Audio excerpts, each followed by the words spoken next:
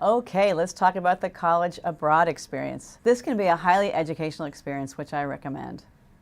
For your child that is going to go abroad, again, important to have things set up ahead of time so that if something happens while they're there is a plan in place. For example, if they go, you should have a medical evacuation plan, insurance plan, whichever your school will provide for you in place. If something happens where they get sick or they have an accident, they can be sent home emergently on a plane without extra cost. Most colleges have that built into their abroad programs right now, but it's important to be aware of that in case it's not, and that you have to purchase supplemental insurance for while your child is abroad. Make sure you know where they're going to be. Make sure you know if they're doing a homestay, who the people are they're staying with, and if they're living on a college campus or in a dormitory there.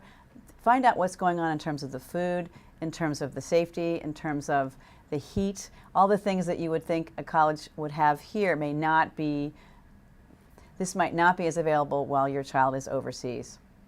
Make sure you develop a plan for communication, that you talk to your child at least once every 1 or 2 days, whether it's by Facebook or email or even texting. It's important for your child and you to communicate versus I'll see you back in 3 months, because a lot of kids will do that, which is not okay. Make sure you know where your child can access medical care when they are abroad. Many kids don't think there's going to be any problem, but then they might sprain their ankle, or they might have an accident in another way, or even get infectious or tropical illness, and you need to have in place who they're going to see and where they're going to access care while they're overseas.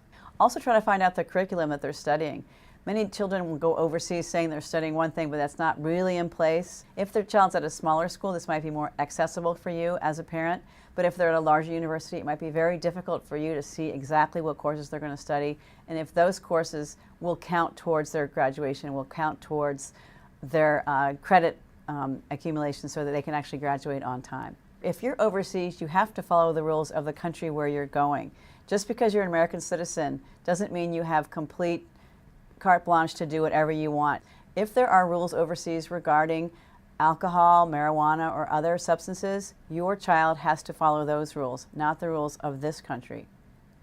If there's rules about keeping your head covered or religious customs, your child needs to be respectful of those, or they could get into trouble there, whereas they might not get in trouble in this country. And you need to be aware of those rules, and your child needs to be aware that being an American citizen doesn't grant you immunity whatsoever from being prosecuted for breaking the laws of the country where you're visiting.